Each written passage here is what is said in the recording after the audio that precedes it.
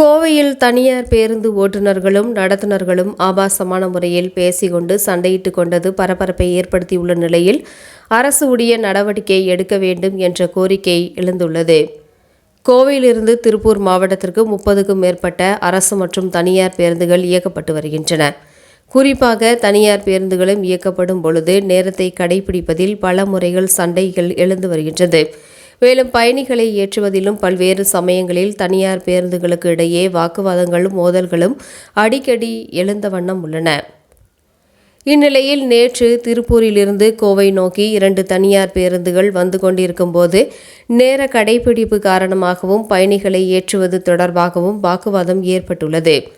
இதனால் 2 பேருந்துகளும் திருப்பூரிலிருந்து கோவை கனியூர் சுங்கசாவடி வரை வேகமாக ஒருவருக்கொருவர் முந்தியடிக்க முயன்றதாகவும் தெரிகின்றது.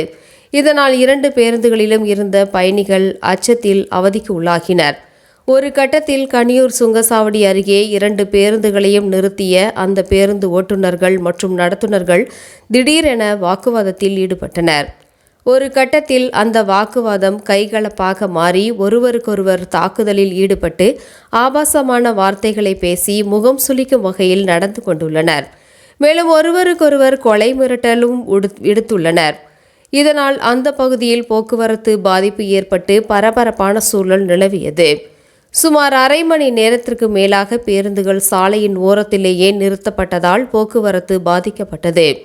பின்னர் பயணிகள் இரு தரப்பினரிடமும் பேசி முதலில் பேருந்தை இயக்கி தங்களை கோவையில் விடுமாறும் தெரிவித்ததை தொடர்ந்து பேருந்துகள் மீண்டும் இயக்கப்பட்டுள்ளது.